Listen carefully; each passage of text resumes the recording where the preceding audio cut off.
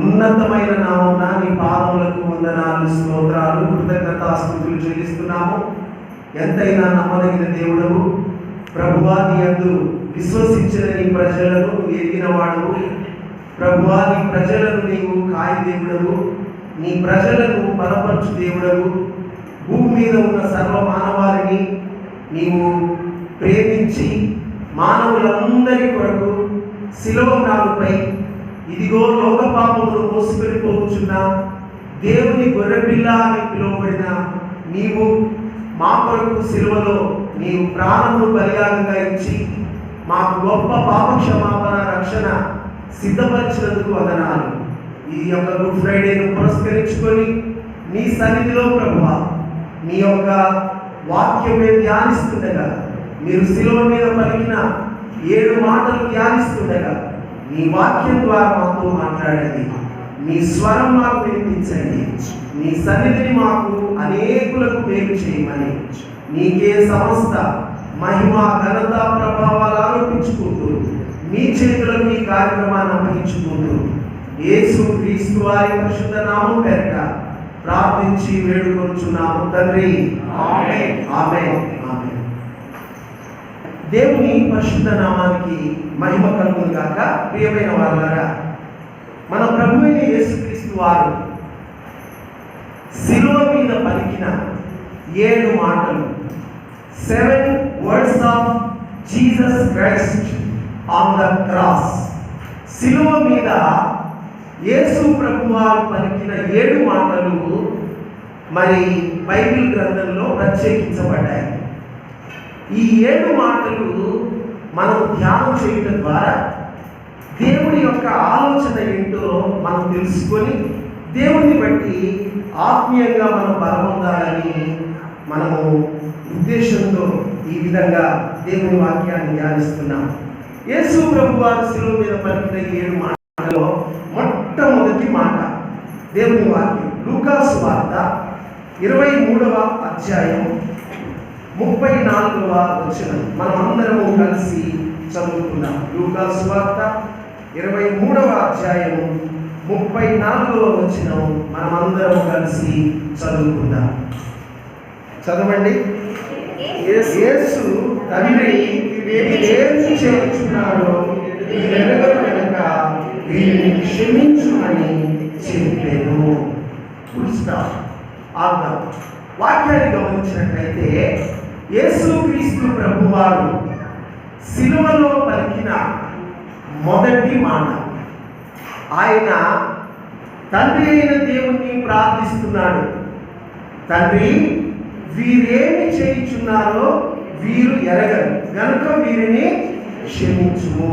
కాబట్టి శిలువలో మొట్టమొదట మానవాళికి క్షమాపణ దొరికింది. శిలువలో మానవాళికి ఏం దొరికింది? క్షమాపణ దొరికింది. ఎలా దొరికింది అంటే ఆయన క్షమాపణ సిద్ధపరిచాడు. ఆయన క్షమాపణ సిద్ధపరిచాడు. ఏ విధంగా అంటే మనకు క్షమాపణ రావాలి అని అంటే మన జీవితంలో మన యొక్క రుణము చెల్లించాలి. చూడండి, ఒకరి అప్పు క్షమించాలి అని అంటే ఊరికే క్షమిస్తే సరిపోదు, అప్పు కట్టాలి. ఆ రుణము కడితే ఆ రుణము క్షమించినట్లయితే, రుణము కట్టకుండా మనము ఎవరి రుణాన్ని క్షమించలేము. అందుకొరకే యేసుక్రీస్తు ప్రభువు ఆయన సర్వమానవాళి చేసిన పాపము కొరకు ఆయన రుణము శిలువలో చెల్లించాడు. కాబట్టి మన చేతులతో చేసిన పాపముల కొరకు ఆయన చేతుల్లో శీలలు, మన కాళ్ళతో చేసిన పాపం కొరకు ఆయన కాళ్ళలో శీలలు, తల మీద ముళ్ళ కిరీటం, వీపున కొరడా దెబ్బలు, ఆ పక్కలో బల్లెపోటు, ఇవన్నీ ఆయన చేసిన పాపానికి కాదు, నీవు నేను మనము చేసిన పాపములకు ఆయన శిక్ష భరించాడు. మన యొక్క రుణపత్రమును ఆయన శిలువలో మేకులకు కొట్టి చేవ్రాతను తుడిచివేశాడు. కాబట్టి మానవాళికి అందరికీ పాప క్షమాపణ ప్రభువు వారు శిలువలో సిద్ధపరిచాడు. కాబట్టి ఇది పాప క్షమాపణ. ఆయన క్షమించే అధికారం గలవాడు. చూడండి, ఇంకెవరు క్షమించే అధికారం లేదు. ఎవరైతే పాపముల కొరకు ప్రాయశ్చిత్తం చేస్తారో వారే పాపాన్ని క్షమించాలి. భూమి మీద సర్వ మానవాళి కొరకు పాప ప్రాయశ్చిత్తం చేసిన వారు ఒక్క ప్రభువైన యేసుక్రీస్తే, ఇంకెవరు లేరు. ఆయనే సర్వ మానవాళి కొరకు పాప ప్రాయశ్చిత్తార్థ బలిగా తనను తాను సమర్పించుకున్నాడు. ఇదిగో లోక పాపమును మోసుకొని పోచున్న దేవుని గొర్రెపిల్ల. ఆ గొర్రెపిల్ల బలి అయినాడు. ఆ గొర్రెపిల్ల ఒక్కడే, ప్రభు అయిన యేసు ఒక్కడే మన పాపాలు క్షమించే అధికారం గలవాడు.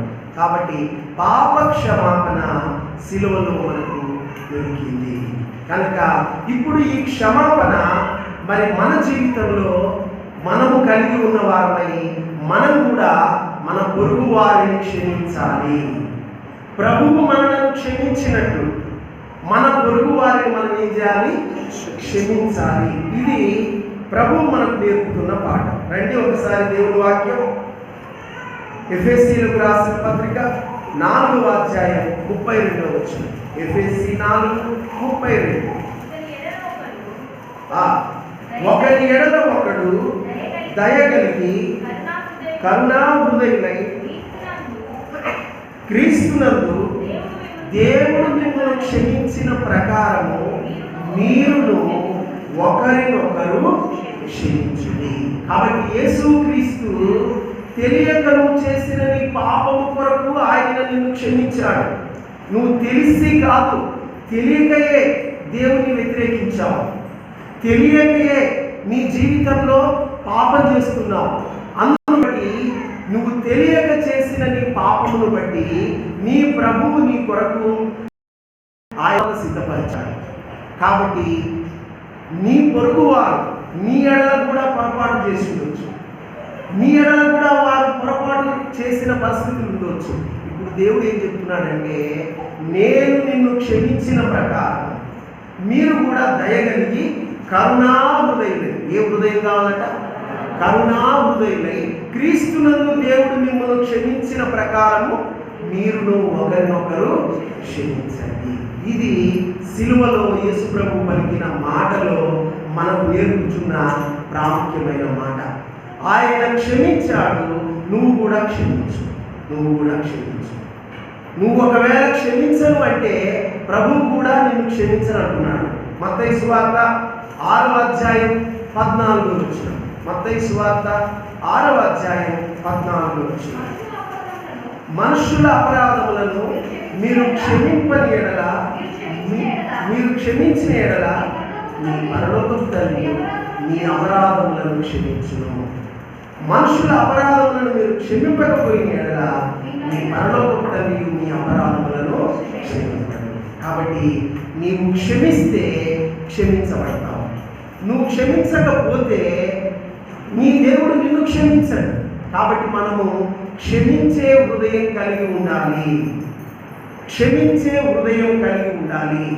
ఇది సిలువలో యేసు ప్రభు వారు పలికిన మాటలో ప్రాముఖ్యంగా ఆయన ప్రజలకు చెబుతున్న మాట. ఎలా క్షమించమంటావు బ్రదర్? ఎంత కీడు చేసినాడు బ్రదర్ అతన్ని నేను ఎలా క్షమించాలి అని మనం అనుకుంటాం. అయితే వాక్యం ఏం చెప్తుందో చూడండి. కొలస్సీ 3:13 వచనం. కొలస్సీలకు రాసిన పత్రిక 3వ అధ్యాయం 13వ వచనం. ఎవడైనాను తనకు హాని చేసేనని ఒకడు అనుకునే ఎడల ఒకరినొకడు సహించుచు ఒకరినొకడు క్షమించుడి. ప్రభువు మిమ్మును క్షమించిన ప్రకారము మీరును క్షమించుడి. చూడండి, ఎవడైనా తనకు హాని చేసినని ఒకడు అనుకుంటే ఒకరినొకడు సహించండి. నీకు హాని చేసిన వ్యక్తిని కూడా సహించు. ఎందుకంటే నీ ప్రభు సహించాడు, నీవు సహించాలి.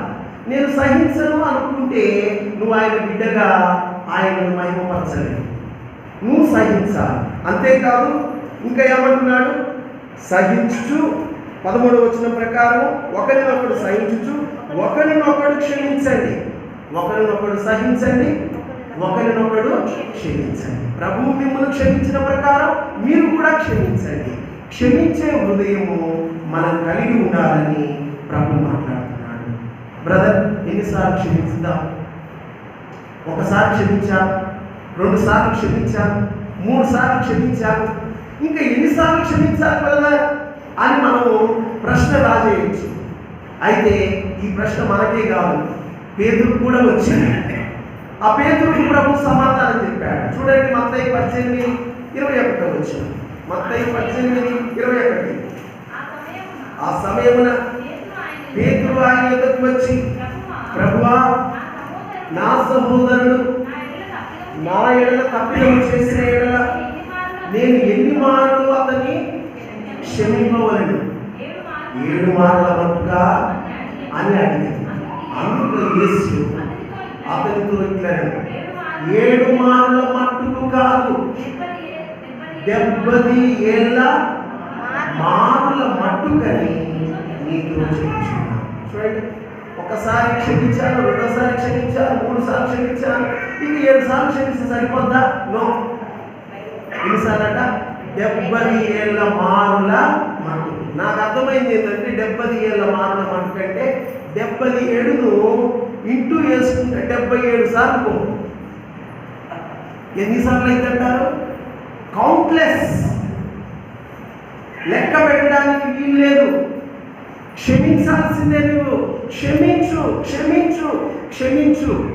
కాబట్టి క్రైస్తవులు క్షమించేవారు అనే సాక్ష్యం దేవుడు లోకానికి వెల్లడి చేసినాడు. గ్రహాం స్టెయిన్, ఫిలిప్పు, ఇంకొక అబ్బాయి పేరు తిమోతి, గుజరాత్, వీరిని ఒరిస్సాలో ఉన్న అమానుషంగా దేవుని యొక్క సువార్త చేసినందుకు, దేవుని పని చేస్తున్నందుకు వారిని నిలువున కాల్చేసినాడు. ఆ యొక్క గ్రహాం స్టెయిన్ గారి భార్య అన్న మాట ఏంటంటే, నేను ఆ వ్యక్తిని క్షమిస్తున్నాను, నా భర్తను, నా 2 పిల్లలను ఎవరైతే కాల్చివేసినారో ఆ కాల్చివేసిన వారిని నేను క్షమిస్తున్నాను, కాబట్టి వారిని ఎవరిని శిక్షించొద్దు అని ఆమె గొప్ప సాక్ష్యాన్ని ఇచ్చింది. క్రైస్తవులు క్షమించేవారు, ఎందుకంటే దేవుడు నేర్పాడు, క్షమించు అని నేర్పాడు. కాబట్టి సహోదరుడా, నీ జీవితంలో నీ దేవుడు నిన్ను క్షమించినట్లు నీవు కూడా క్షమిస్తే ఆయనకు మహిమ తెచ్చిన వాడు అవుతావు. ఇది సిలువలో మొట్టమొదట క్షమాపణ మానవులకు దేవుడు ఇచ్చాడు. క్షమా హృదయం నువ్వు నేను కలిగి ఉండమని ప్రభు కోరుకుంటున్నాడు. సిలువలో పలికిన 2వ మాట పొందాం.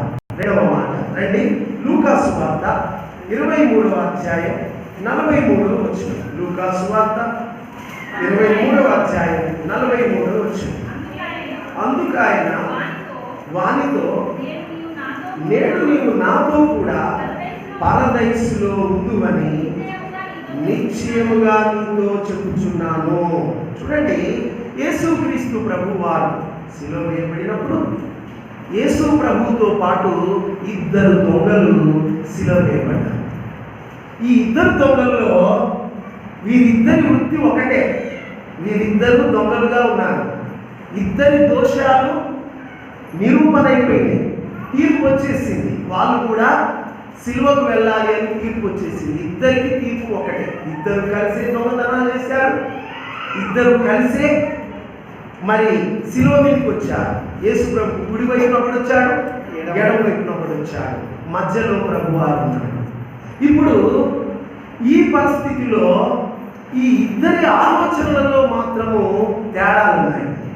వృత్తిలో తేడా లేదు, తీర్పులో తేడా లేదు, కానీ వారి యొక్క ఆలోచనలలో మాత్రము తేడాలు వచ్చినాయి.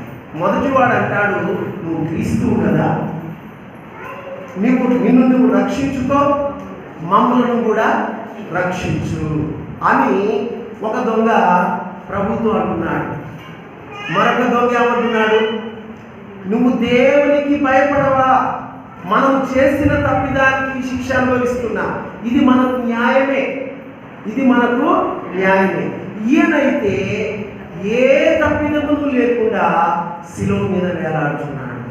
మనం తప్పు చేసినాము, ఈ ప్రభు అయితే ఏ తప్పిదమును చేయలేదని చెబుతున్నాడు. కాబట్టి ఇక్కడ మనం గమనించాలి, మొదటి వాడికి ఏం లేదంటే పశ్చాత్తాపం లేదు. ప్రభువా, మొన్ననే ఒక దొంగతనంలో పట్టుబడ్డాను, ఆ దొంగతనం చేయలేక పట్టుబడి జైలు పాలైపోయి తీర్పుకి వచ్చి శిలువ మీదకి వచ్చాను.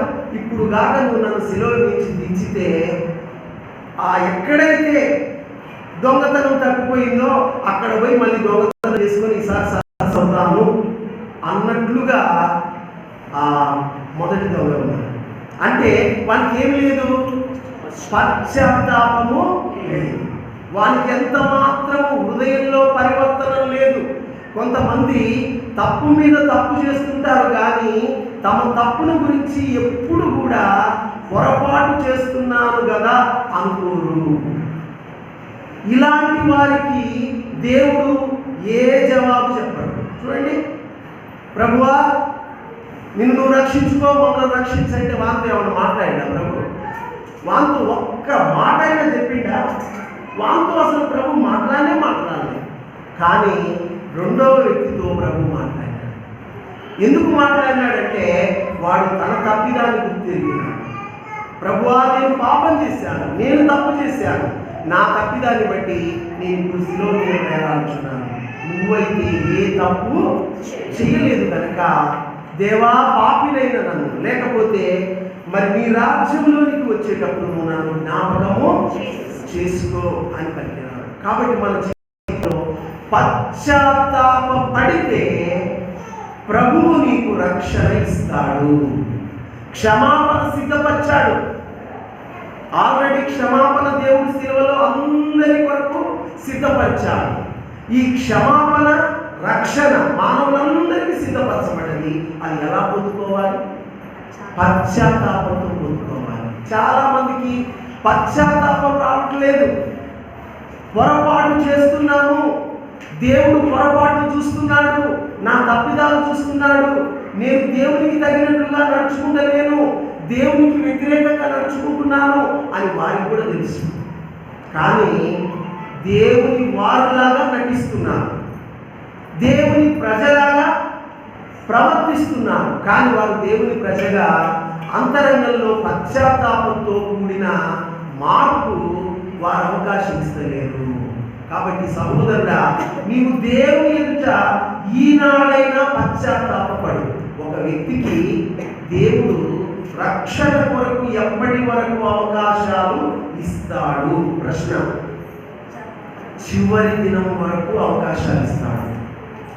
నీ చిట్ట చివరి దినం వరకు ప్రభువు నీకు పశ్చాత్తాప పడడానికి ఏమిస్తాడు? అవకాశం ఇస్తాడు. నువ్వు దాన్ని వినియోగించుకోవాలి. నీకు పశ్చాత్తాపం రావాలి. ప్రభు దగ్గర నీ పాపాన్ని ఒప్పుకోవాలి. నువ్వు పశ్చాత్తాప పడితే నీకు పాపక్షమాపణ దొరుకుతుంది, పరదైసు దొరుకుతుంది. నువ్వు పశ్చాత్తాప పడకుండా నాకు కాదులే అనుకుంటే నీ జీవితంలో నువ్వు దేవుని యొక్క పరదైసు, ఆయన రాజ్యంలో చేరుకుని. గమనించండి, ఈ దొంగతో ప్రభు అంటాడు, నేడు నీవు నాతో కూడా పరదైసులో ఉండు. ఆ రోజు వాడు పశ్చాత్తాపడ్డాడు.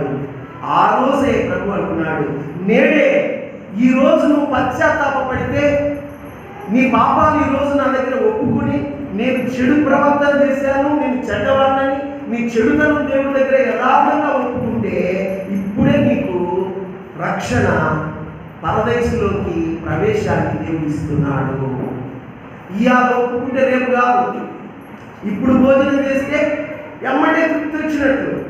ఇప్పుడు నువ్వు పశ్చాత్తాపడి ప్రభు దగ్గర నీ పాపాలు ఒప్పుకుంటే ఇప్పుడే నీకు రక్షణ కలుగుతుంది. కాబట్టి నేడు నీవు నాతో కూడా పరదేశంలో ముందుకు అని ప్రభువానికి ఆ వాగ్దానం ఇచ్చినాడు. ఆ విధంగా వాడు పరదేశం వెళ్ళిపోయాడు. చూడండి, కాబట్టి పశ్చాత్తాపము ప్రాముఖ్యమైనది. ఇప్పుడు ఒక వర్డ్ చూద్దాం రండి. లూకా సువార్త 19వ అధ్యాయం 7వ వచనం. అందరూ అది చూసి ఈయన పాపి అయిన మనుషుని యొక్క బస చేయ వెళ్ళనని చాలా సనుకున్నది. తర్వాత జక్కయ్య నిలవబడి, ఇదిగో ప్రభువా, నా ఆస్తిలో సగం పేదలకు ఇచ్చుచున్నాను. నేను ఎవరి యొద్ద అన్యాయముగా తీసుకునే ఎడల అతనికి 4 మరలా చెల్లించునని ప్రభువుతో చెప్పాడు. అందుకు యేసు, ఇతడు అబ్రహాము కుమారుడే, ఎందుకనగా నేడు ఈ ఇంటికి రక్షణ వచ్చినది. గమనించండి ప్రియులారా, ఇక్కడ జక్కయ్య ఇంటికి యేసయ్య వచ్చాడు, జనాలకు సన్నిహితుడు. జక్కయ్య ఇంటికి యేసయ్య వచ్చాడు, జనాలకు ఏమొస్తుంది? సనుగు వస్తుంది. నువ్వు మందిరానికి వస్తుంటే జనాలకు సనుగు వస్తుంది. ఎందుకు వస్తుంది తెలుసా? ఈయన జీవితంలో చాలా పొరపాట్లు ఉన్నాయి. ఈమె జీవితం ఎలాంటిదో మాకు అవపడుతుంది. ఇతని జీవితం ఎలాంటిదో మాకు తెలుస్తుంది. ఇతడాట మందిరానికి పోతుండట, ఇతడాట దేవుని సన్నిధికి పోతుండట, ఇతడు దేవుని నమ్ముకుండట, కానీ ఇతని బతుకేంటో మాకు తెలుసు అని నిన్ను బట్టి నీ దేవుని మీద సనుగుచున్నారు. నిన్ను బట్టి నీ దేవుని మీద సనుగుచున్నారు అంటే పొరపాటు దేవుల్లో ఉన్నాయా? నీలో ఉన్నాయా? పొరపాట్లు మనలో ఉన్నాయి. మనలో ఉన్న పొరపాటును బట్టి మనం నమ్ముకున్న ప్రభు మీద దూషణ వస్తుంది, సనుగులు వస్తుంది. ఈ దూషణ విన్నారు. నన్ను బట్టి ప్రభువా నీ మీద జనాలు సనుగుచున్నారు, ఇక నన్ను బట్టి నీకు దూషణ రావద్దు.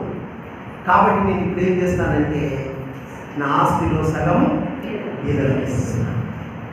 నేను ఎవరి యొద్దనైనా ఒక్కంత తీసుకుంటే 4 చెల్లిస్తున్నా అని ఆ రోజే తాను ప్రభువు దగ్గర సాక్ష్యం ఇచ్చాడు. అంటే ప్రభువును దూషించబడము తన జీవితంలో అతడు ఓర్చుకోలేకపోయాడు.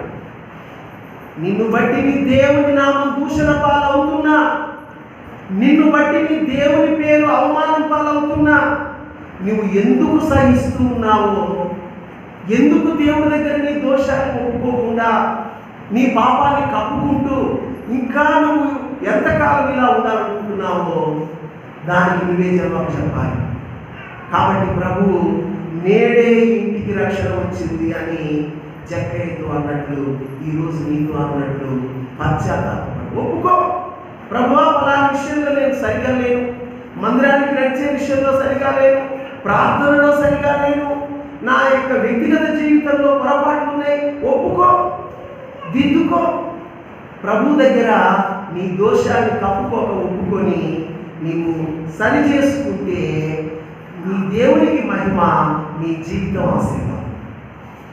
ఇది పశ్చాత్తాప పడితే రక్షణ దొరుకుతుంది. నేను 2వ టాపిక్ ముగిస్తూ 3వ టాపిక్ పోబోతున్నాను. చూడండి, 2 దొంగల్లో కలిసి దొంగతనాలు చేసిన వాళ్ళు కోవర్కర్స్ అని అనవచ్చు కదా, జత పని వాళ్ళే కదా, వాళ్ళిద్దరు కోవర్కర్స్ లాంటి. 2 కలిసి దొంగతనాలు చేశారు, 2 కలిసి శిలువ మీదకి ఎక్కారు. కానీ వీళ్ళ డెస్టినేషన్ అంటే చివరి గమ్యస్థానంలో మాత్రము 2 ఒకే స్థలానికి పోయారు. ఒకడేమో పరదైసుకు పోయినాడు, పశ్చాత్తాపడినవాడు, పశ్చాత్తాపడనివాడు పాతాళానికి పోయినాడు. కాబట్టి నువ్వు పశ్చాత్తాప పడితే పరదైసు, దేవుని సహవాసం, దేవుని రాజ్యంలో ఉండే అవకాశం దొరుకుతుంది. లేకపోతే పశ్చాత్తాప పడకపోతే నీకు పాతాళం తప్పదు. నేడు నీవు నాతో కూడా పరదైసులో ఉండు అని 2వ మాట సిలువలో మనకు దొరికింది. ఏంటంటే promise of Paradise, promise of Paradise. మనకు పరదైసు వాగ్దానం సిలువలో పశ్చాత్తాపడిన వారికి అందరికీ దొరుకుతుంది. సిలువలో యేసు ప్రభు పలికిన 3వ మాట రండి, యోహాను సువార్త 19వ అధ్యాయం 26వ వచనం. యోహాను సువార్త 19:26. యేసు తన తల్లియు తాను ప్రేమించిన శిష్యుడు దగ్గర నిల్చుంట చూచి, అమ్మా ఇదిగో నీ కుమారుడని తన తల్లితో చెప్పాను. తర్వాత శిష్యుని చూసి, ఇదిగో నీ తల్లి అని చెప్పెను. ఆ గడియ నుండి ఆ శిష్యుడు ఆమెను తన ఇంట చేర్చుకొనెను. గమనించండి, ఇక్కడ యేసు ప్రభు వారు శిలువ మీద వేలాడుతున్నాడు. ఆయన తల్లిని గురించి ఆలోచన చేశాడు. తాను ప్రేమించిన తన శిష్యుని గురించి కూడా ఆలోచన కలిగి ఉన్నాడు. చూడండి, యేసు ప్రభు వారు శిలువ వేయబడ్డప్పుడు అందరూ పరారైపోయినారు 12 మంది శిష్యులలో. కానీ ఒక్క శిష్యుడు మాత్రము శిలువ దగ్గర నిలిచున్నాడు. ఎవరా శిష్యుడు? యోహాను. యేసు ప్రభు వారి ఆడ కూర్చుంటాడట, ఆడ రొమ్మున ఆనుకొని కూర్చుంటాడట యోహాను. యేసు ప్రభు రొమ్మున ఆనుకున్న ప్రియ శిష్యుడు యోహాను. యేసు ప్రభు శిలువ దగ్గరనే ఉన్నాడు యోహాను. యేసు తల్లి అయిన మరియ కూడా శిలువ దగ్గరనే ఉంది. ఆయన శిలువ మీద వేలాడుతూనే తల్లి వైపు చూసినాడు, శిష్యుని వైపు చూసినాడు. ఆయన చేతులు మేకులతో పట్టబడ్డాయి, కానీ ఆయన స్వరం పలుకుతుంది. ఆయన శిలువ మీద చెప్తున్నాడు, ఆమె చెప్తున్నాడు, తల్లికి చెప్తున్నాడు, ఇదిగో నీ కుమారుడు. కాబట్టి ఏంటి మాట అంటే, ఆయన శిలువ మీద బలియాగమై తన యాత్ర ముగించి వెళ్ళిపోతాడు. కానీ తన తల్లి ఇంకా భూమి మీద ఉంటుంది, తన శిష్యుడు కూడా భూమి మీద ఉంటాడు. కాబట్టి వీరికి బాధ్యత అప్పగిస్తున్నాడు. మూడవ మాట, శిలువ మీద యేసు పలికిన మూడవ మాట రెస్పాన్సిబిలిటీ, బాధ్యత. పాపక్షమాపణ పొందిన నీవు, పరదేశు వాగ్దానం పొందిన నీవు, ఇప్పుడు నీకు ఒక బాధ్యత దేవుడు అప్పగిస్తున్నాడు. ఏంటిదా బాధ్యత? ఇదిగో నీ తల్లి. ఎవరి ఈ తల్లి? భూమి మీద ఉన్నది సంఘం. ఆయన నమ్మిన పిల్లలే తల్లి. శిష్యుడు ఎవరు? సంఘ సభ్యుడు. శిష్యుడు అంటే ఎవరు? సంఘ సభ్యుడు. సంఘ సభ్యుడికి తల్లి ఎవరు? సంఘం. సంఘము తల్లి, సంఘానికి చెందిన విశ్వాసులు పిల్లలు. కాబట్టి బాధ్యత, దేవుడు బాధ్యత అప్పగిస్తున్నాడు. కాబట్టి ఇక్కడ తల్లి బాధ్యత ఎవరిది చెప్పండి? పిల్లలదే. పిల్లల బాధ్యత తల్లిదే. ఇంకెవరు చూస్తారండి? మీ పాప బాగా చీముడు కాలుస్తుంది, ఎవరైనా పోయి చీముడు తీస్తారంటవా? పక్కింటి వచ్చి చీముడు తీస్తుందా? ఎవరు తీయాలి? తల్లే పోవాలి, తల్లే పోయి తీస్తుంది. ఎందుకంటే ఆమె బాధ్యత అది. నీవు నీ సంఘమును గురించిన బాధ్యత దేవుడు నీకు అప్పగిస్తున్నాడు. చూడండి, మనందరికీ ఇండ్లు ఉన్నాయి, దేవుడికి ఒక ఇల్లు ఉంది. అందరికీ ఇల్లు ఉన్నాయి, దేవుడికి ఒక ఇల్లు ఉంది. ఏంటిది దేవుడి ఇల్లు? ఆయన మందిరమే. Let us go to the house of the Lord అని అంటాడు వాక్యం. మనము యెహోవా మందిరమునకు వెళ్ళుదాము. హౌస్ ఆఫ్ ద లార్డ్ అంటాడు. హౌస్ ఆఫ్ ద లార్డ్ అంటే అసలు ఒరిజినల్ అర్థం ఏంటిది? దేవుని ఇల్లు. దేవుని ఇల్లు. దేవుని ఇల్లు అయిన మందిరము విషయంలోన నీకు బాధ్యత ఉండాలి. కాబట్టి దేవుని ఇంటి మీద బాధ్యత అనేది దేవుని పిల్లలు కలిగి ఉన్నప్పుడే అది దేవుని యొక్క నామానికి మహిమగా ఉంటుంది. ఎలా బాధ్యత ఉంటుంది చూద్దాం ఒకసారి. రండి, ఫిలిప్పీలకు రాసిన పత్రిక 2వ అధ్యాయం 21వ వచనం. ఫిలిప్పీలకు రాసిన పత్రిక 2:21 చదవండి. అందరూ తమ సొంత కార్యములనే చూసుకొచ్చున్నారు, కానీ ఎంత బాధ్యత ఉందో కదా వీళ్ళకు, ఎంత బాధ్యత ఉందో కదా వీళ్ళకు. అందరూ ఏం చూస్తున్నారట? సొంత కార్యాలే చూసుకుంటున్నారట. పొలం నాటేయాలి, పొలం నాటేసిన తర్వాత ఏం చేయాలి? కోత కొయ్యాలి, కంపు తీయాలి, చూడండి, పెళ్ళికి పోవాలి, ఇల్లు కట్టాలి. ఈరోజు ప్రాముఖ్యమైన పని ఉంది, ఆ పని చేయాలి. వీటన్నిటి గురించి అందరూ ఆలోచన చేస్తున్నారట. అందరూ సొంత కార్యాల గురించి ఆలోచించుకుంటున్నారు, కానీ ఏ కార్యాలు ఆలోచిస్తలేరట? యేసు క్రీస్తు కార్యములను చూడరు. ఎవరు వీళ్ళంటే బాధ్యత లేని వారు. నీకు బాధ్యత ఉండాలి. నిజంగా నీవు పాపక్షమాపణ పొందితే, నిజంగా నీవు పరదేశ వాగ్దానం పొందితే, దేవుని యొక్క తల్లి అనగా సంఘం, దేవుని కార్యక్రమాల విషయంలో నీకు బాధ్యత ఉండాలి. బాధ్యత లేని కొడుకు అనొచ్చా? ఉన్నా ఒకటే, లేకున్నా కూడా అంతే కదండి. బాధ్యత కలిగిన కుమారుడే కుమారుడు, బాధ్యత కలిగిన తల్లి ప్రాముఖ్యము. బాధ్యత లేకపోతే ఆ తల్లి తల్లే కాదు. కాబట్టి మనము బాధ్యత కలిగిన వారుగా ఉండాలి. నీకు ఒక బాధ్యత కలిగి నువ్వు దేవుని యందు నడుచుకోవాలి. దేవుని ఇంటి ఎడల బాధ్యత కలిగి ఉండాలి. ఎలా బాధ్యత ఉండాలి చూడండి ఒకసారి. కీర్తనలు 69:9. కీర్తనలు 69:9.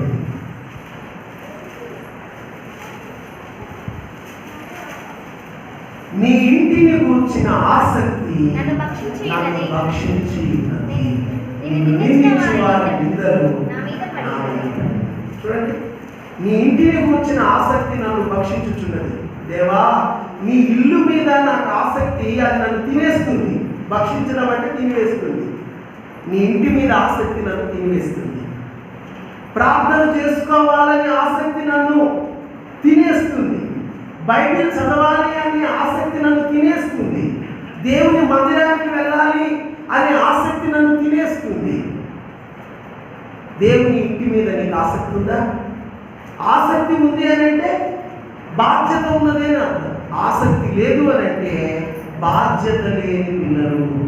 కాబట్టి సంఘముగా ఒకరి కొరకు ఒకరు ప్రార్థించాలి.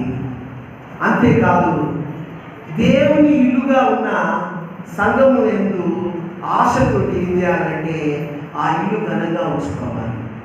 ఆ ఇల్లును, ఆ ఇంటి గురించి ఆశ కలిగి ఉండాలి. ఇది దేవుని పిల్లలకు ఉండవలసిన బాధ్యత.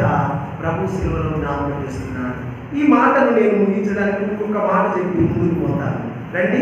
132వ కీర్తన మొదటి వచనం. కీర్తన 132 మొదటి వచనం. యెహోవా దావీదునకు కలిగిన బాధలన్నిటినీ అతని పక్షమున జ్ఞాపకము చేసుకునము.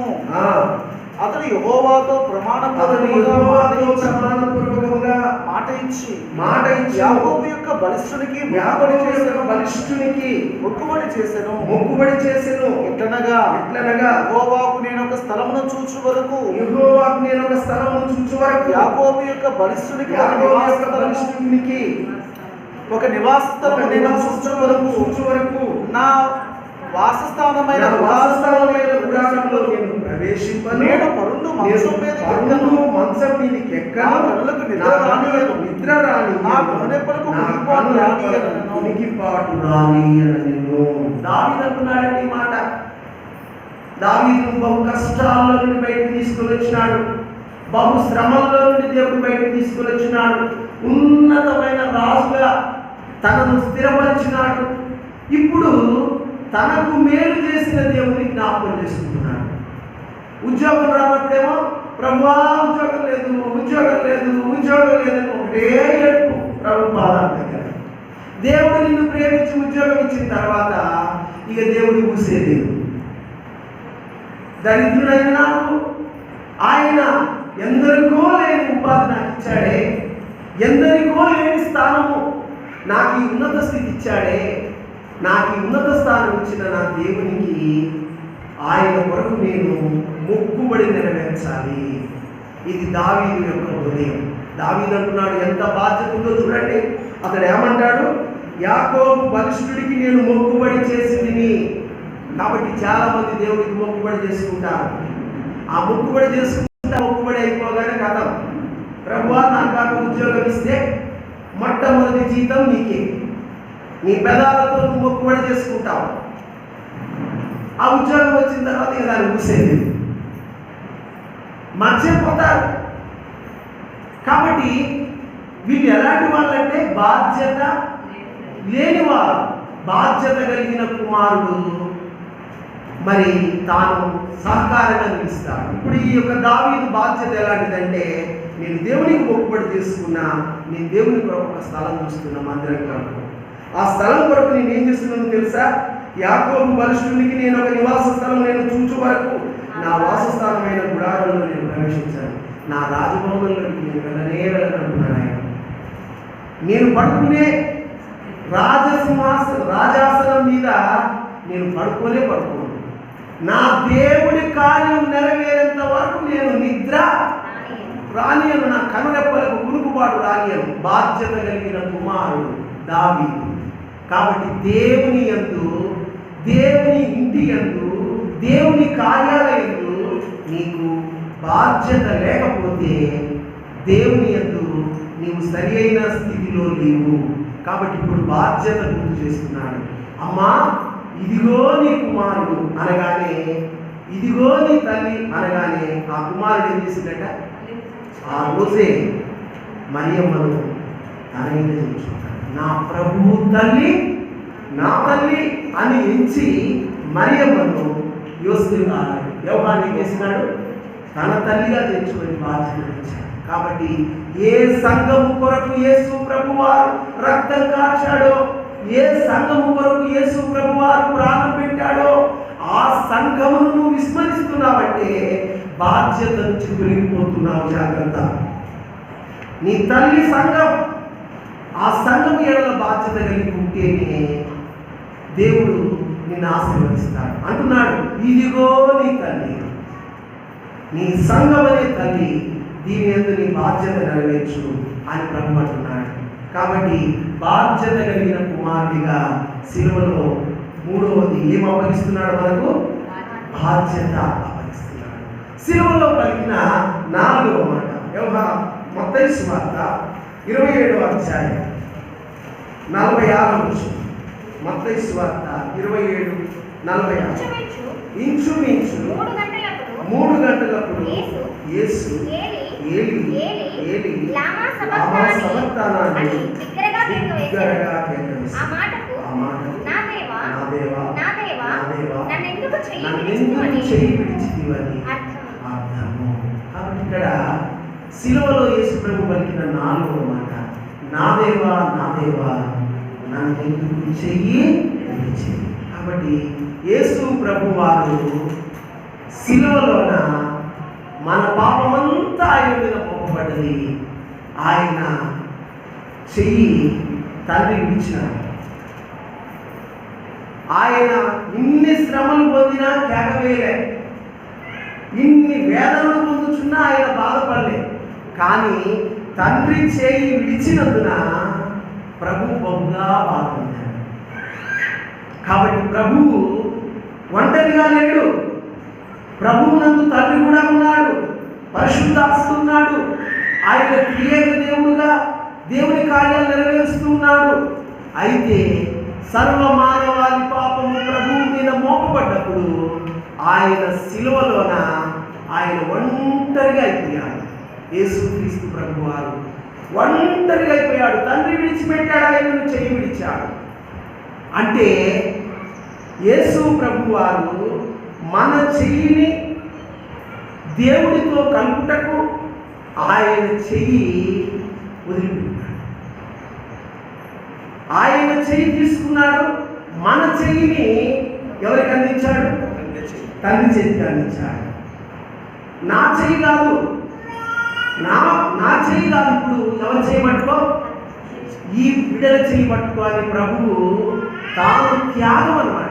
4వ మాటలో మనం చూసే సత్యం ఏంటంటే త్యాగం. ఏంటది? త్యాగం. చూడండి, ప్రభువు వారు తన చెయ్యి వదిలిపెట్టిన తండ్రి విషయంలో బాధ ఉంది. తన చెయ్యి వదిలిపెట్టినప్పటికీ మన చెయ్యి అందించాడు. నీ చెయ్యి తండ్రి చేతికి అందిస్తున్నాడు. తాను మాత్రము నీ కొరకు శాపగ్రాహిగా సెలవు మీద వేలాడుతున్నాడు. చూడండి, దేవుని పిల్లలకు గొప్ప లక్షణం ఏంటంటే త్యాగం. దేవుని పిల్లలకు ఉండవలసిన గొప్ప లక్షణం ఏంటి చెప్పండి? త్యాగం. చూద్దామా ఈ మాట ఒకసారి? రోమీయులకు రాసిన పత్రిక 9వ అధ్యాయం 3వ వచనం. రోమా 9. పరిశుద్ధాత్మ యందు నా మనస్సాక్షి నా మనస్సాక్షి నాతో కూడా సాక్ష్యం ఇచ్చుచున్నది. సాధ్యమైన యెడల దేహ సంబంధులైన నా సహోదరుల కొరకు నేను క్రీస్తు నుండి వేరే శాపగ్రస్తుడనై ఉండకూడదును. చూడండి, పౌలు అంటున్నాడు ఈ మాట. దేహ సంబంధులైన నా యొక్క రక్త సంబంధుల కొరకు నేను క్రీస్తు నుండి వేరే శాపగ్రస్తుడైన అవుతాను, కానీ నా బదులు దేవుని ఎన్నుకుంటాను. మోషే, ఈ ప్రజలు నా ఎదుట పాపం చేశారు, వీళ్ళని నేను కొట్టేస్తున్నాను అంటున్నాడు దేవుడు. మోషే అంటున్నాడు తెలుసా, ప్రభువా వాళ్ళ పేరు కొట్టేయద్దు, వాళ్ళ పేరు కొట్టేయద్దు, జీవ గ్రంథము నుండి నా పేరు కొట్టే, వాళ్ళ పేరు కొట్టేయద్దు, వాళ్ళకు బదులు నా పేరు కొట్టే. ఏంటండి ఇది? త్యాగం. నీ ప్రభువు నీ కొరకు త్యాగం చేశాడు. తనను తాను శాపగ్రస్తుడిగా శిలువకు అప్పగించుకొని నీకు ఆశీర్వాదం ఇచ్చాడు. నిన్ను అబ్రహాము సంతానంగా ఆశీర్వదించబడిన జనాంగంలో చేర్చాడు. తాను నీ కోసం శాపమైనాడు, పాపమైనాడు. నిన్ను పరిశుద్ధుడిగా చేయుటకు ఆయన నిన్ను ఆశీర్వదించుటకు తండ్రి చేతికి నీ చేయాలి. కాబట్టి ఇది త్యాగం, ఇది త్యాగం. ఈ త్యాగం కలిగి మనం ప్రభువు సన్నిధిలో నడుచుకోగలిగితే ఆయనను మహిమపరిచిన వారు అవుతాం. కాబట్టి నేను ఆకలితో ఉన్నా పర్వాలేదు, నేను ఆకలితో ఉన్నా పర్వాలేదు, కానీ ఆకలితో ఉన్న ఒక వ్యక్తి సంతోషపడేటట్టు చెయ్యాలి. ఇది త్యాగం. కాబట్టి ఈ విధంగా దేవుని పిల్లలకు త్యాగ లక్షణం కావాలి. నీవు ప్రభు కొరకు చేయవలసిన పని ఏంటంటే, నీవు పక్క వారిని ప్రభు కొరకు నడిపించడానికి నువ్వు వ్యయం కావాలి. దేవుడి దగ్గరికి నడిపించడానికి నువ్వు త్యాగం చేయాలి. కాబట్టి ఆ విధంగా ఒకరు త్యాగం చేస్తేనే కదండి మరొకటి వచ్చింది. నువ్వు దేవుడి రక్షణలోకి రావడానికి ఒకరు నీ కొరకు ప్రయాసపడ్డారు కదా, ఇప్పుడు నీవు కూడా మరొకరిని ప్రభులోకి నడిపించడానికి నువ్వు ప్రయాసపడాలి. కాబట్టి ప్రభు కొరకు త్యాగం మన ప్రభు అయిన యేసుక్రీస్తు వారు సిలువలో చేసినాడు త్యాగం. ఆ విధంగా ఆయన మన కోసం శాపమైనాడు, మనల్ని తల్లి చేతితో కలిపి మనకు ఆశీర్వాదకరమైన దేవుని స్థానం ఇచ్చాడు. కాబట్టి మనం కూడా పక్క వాళ్ళ కొరకు త్యాగం చేయగలిగితే మన దేవుడు ఎంతో సంతోషిస్తాడు. అది మనకు ఆశీర్వాదం. సిలువలో మనకి ఎన్నో మాట, అది 4వ మాట. సిలువలో మొదట క్షమాపణ దొరికింది, సిలువలో రెండోది పశ్చాత్తాపపడిన వారికి పరదైసు దొరికింది, సిలువలో పలికిన 3వ మాట బాధ్యత చూపిస్తుంది, బాధ్యత చూపిస్తుంది. సిలువలో 4వ మాట త్యాగాన్ని చూపిస్తుంది.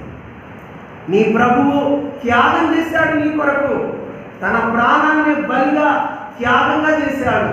నీవు నీ వారి కొరకు త్యాగంగా, దేవుని కొరకు త్యాగంగా, బలి అర్పణగా నీ జీవితాన్ని సమర్పించుకుంటే ఎంత ఆశీర్వాదమో. ఇది సిలువలో పలికిన 4వ మాట. ఇక సిలువలో పలికిన 5వ మాట రండి. యోహాను సువార్త 19వ అధ్యాయం 28వ వచనం. తరువాత సమస్తమును యేసు ఎరిగి, ఆ మాట గమనించండి, లేఖనము నెరవేరునట్లు నేను దప్పిగొనుచున్నాను. చూడండి, నేను దప్పిగొనుచున్నాను. ఐ థర్స్ట్, నేను దప్పిగొనుచున్నాను. చూడండి, యేసు ప్రభు వారు దప్పిగొనుచున్నాను అన్న మాట 2 పర్యాయం రాయబడింది. ఒకటి సిలువలో, రెండోది సమరయ స్త్రీ దగ్గర. యోహాను సువార్త 4వ అధ్యాయం 7వ వచనం.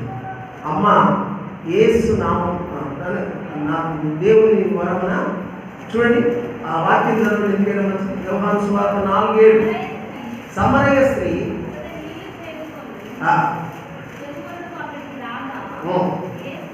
యేసు నాకు దాహమున కిమ్మని ఆమె. కాబట్టి మొదటిసారేమో ఆ యొక్క సమరయ స్త్రీ దగ్గర దాహం ఇమ్మని అడిగాడు. వాస్తవానికి ఆయన నీళ్ళు తాగిండట. ఆయన దాహం అడిగింది కానీ ఆమె దాహమే తీర్చింది. ఆయన దాహం ఎందుకు కొన్నాడంటే మన దాహం తీర్చడానికి ఆయన శిలువలో దాహం కొన్నాడు. ఆయన శిలువలో దాహం కొన్నాడు. ఇప్పుడు శిలువ మీద నేను దప్పికొనుచున్నాను అన్నాడు. కాబట్టి మనకు దప్పిక కావాలి. దేని కొరకై దప్పిక కావాలి? దేవుని కొరకై దప్పికొనాలి. దేవుని కొరకై దప్పిక కలిగి ఉండాలి. ఆ దాహం కలిగి మనం దేవుని కొరకు పని చేయాలి.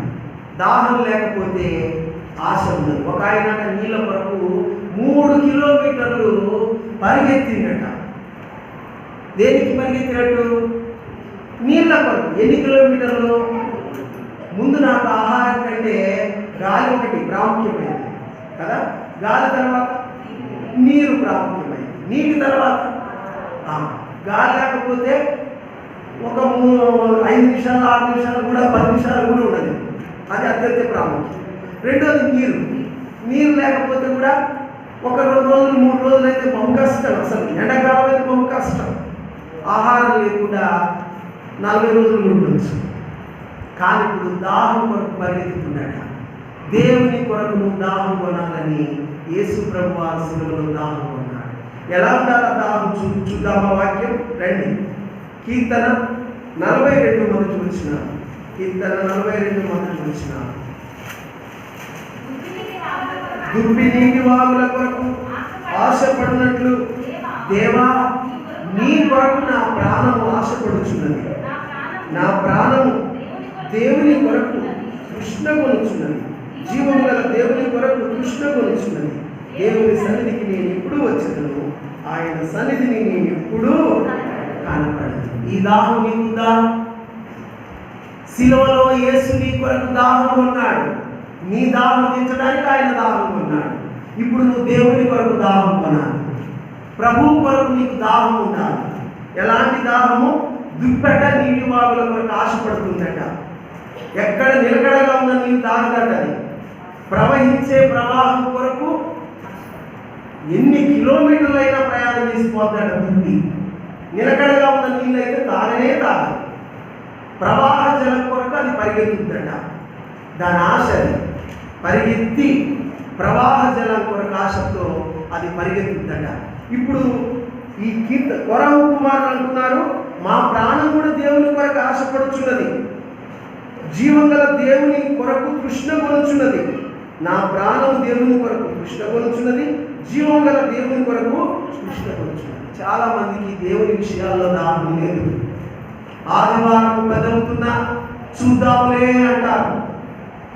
10:30 అవుతున్నా పట్టించుకోరు. ఇంకా పని కాలే కదా, ఇంకా కొంచెం పని ఉంది కదా, ఆ పని కూడా చేసుకుందాం అంటారు. ఆఖరికి ఆరాధన వర్తమానం వినకుండానే వచ్చి ఆరాధన చేసేవారు కొంతమంది. ఇక కొంతమంది మహానుభావులు అయితే ఇక దాదాపు 1-2 గంటలు అయిపోయిన తర్వాత చివరి ఆశీర్వాదానికైనా పోయేద్దాం పోయేవారు కొంతమంది. దీనికి దాహం ఉందంటారా? దేవుని కొరకు దాహం ఉన్న వ్యక్తి ఆశ ఎలా ఉంటుందంటే, ఆదివారము దేవుని సహవాసం అనగానే ప్రాణం తహతహలాడుతుంటుంది.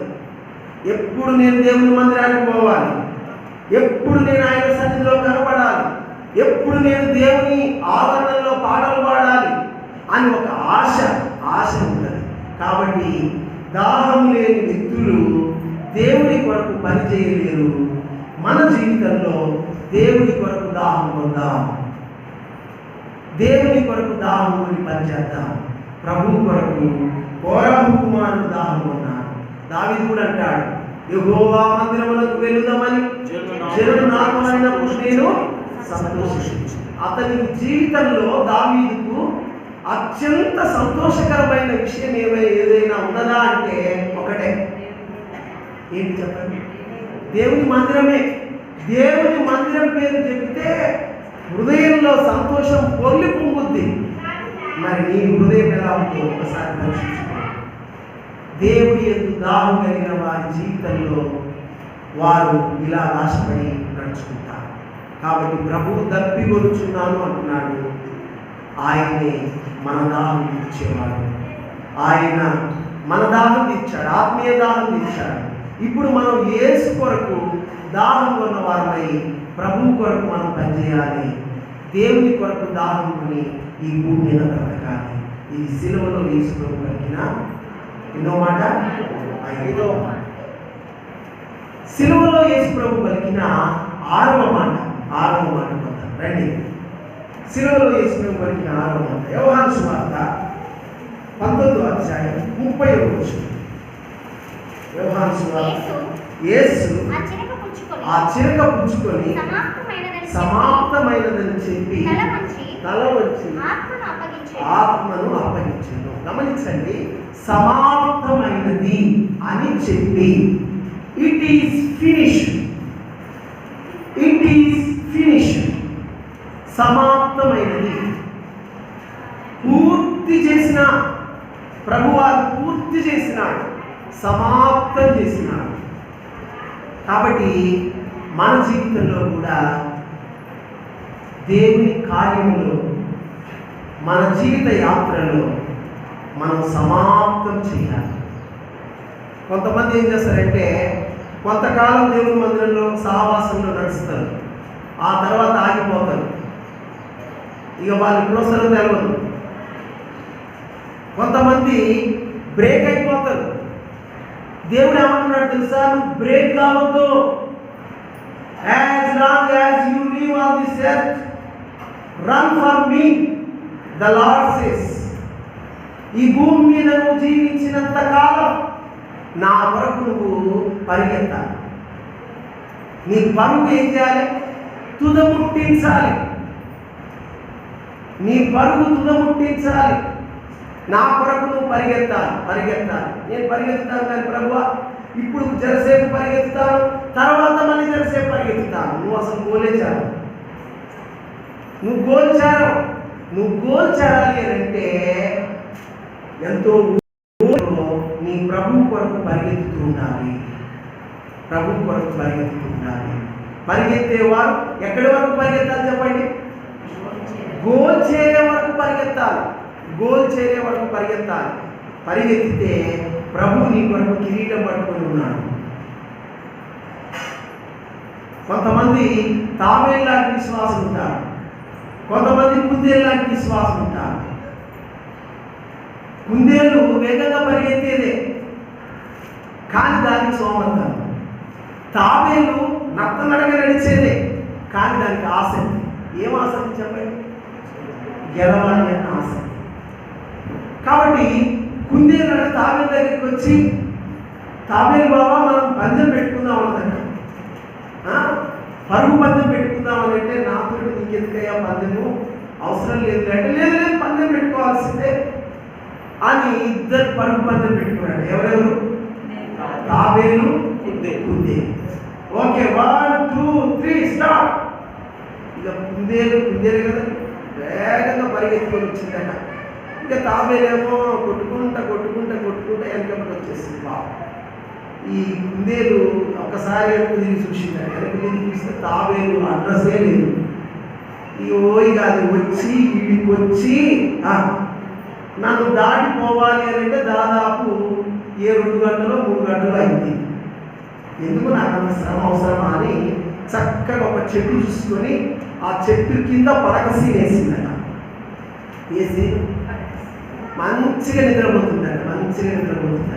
హాయిగా బుర్ర పెట్టుకుంటా మైమరిచి నిద్రపోతుందట. అలసి వచ్చింది కదా. ఇక తాబేలు మాత్రము ఇక నన్ను సిగ్గుపడొద్దు నేను అనుకొని పాపం పరిగెత్తు వస్తూనే ఉందట. జరిగింది ఏంటంటే ఆఖరికి తాబేలు గోల్ చేరింది. కుందేలు వేసిందట. కుందేలు వేసి ఉరికేసరికల్లా ఆల్రెడీ ఆడమని చేయించిందట. ఏది? తాబే. కాబట్టి నువ్వు ఒక రోజు అనుకోవచ్చు, నేను ఇలా కుందేలులాగా పరిగెత్తుతున్నా అనుకున్నావు.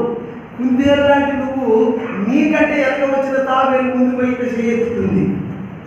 నువ్వు దేవుడి కొరకు సోమరితనంగా ఉంటే గోల్చాలి. నువ్వు సమాప్తం చేయాలి. సమాప్తం చేయకపోతే ఆగిపోయేదిగా. చూడండి, BA first year, second year, third year కదా, 3 సంవత్సరాలు కదా. అలాగ 3 ఆ కోర్సు మనం ముగించాలి. ముగిస్తేనే అది పాస్ అయింది. మధ్యలో డిస్కంటిన్యూ చేస్తే బ్రాకెట్లో వస్తాయి. కాబట్టి మన జీవితాలు కొన్నిసార్లు బ్రాకెట్లు ఉంటున్నాయి. కారణం ఏంటంటే మనం సమాప్తం చేయలేదు. నేను ముందుకు పోతాను, ముగిస్తాను. రండి, ప్రసంగి 7వ అధ్యాయం 8వ వచనం. ప్రసంగి 7:8. కార్యారంభము కంటే కార్యాంతం మేలు. చాలు. కార్యారంభము కంటే ఏ మేలట? కార్యాంతం మేలు. ఎట్లా ప్రారంభించినావనేది ముఖ్యం కాదట, ఎట్లా ముగించినావనేది ముఖ్యం. కాబట్టి నీ జీవితం ఎలా ముగించబడుతుంది, ముఖ్యంగా దేవుళ్ళో ఎలా ముగించబడుతుంది? నీకేదైనా పైన చెప్తే సగంలో వదిలిపెట్టిపోతావా? సగంలో వదిలిపెట్టిపోతే ఎంత బలనం వస్తుంది?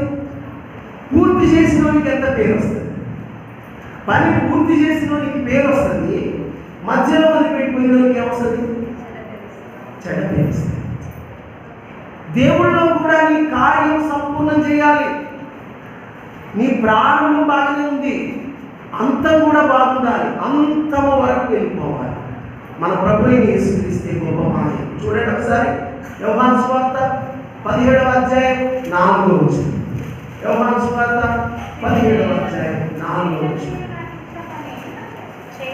చేయుటకు నువ్వు నాకు ఇచ్చిన పని నేను సంపూర్ణముగా నెరవేర్చి భూమి మీద నిన్ను మహిమపరిచితిని.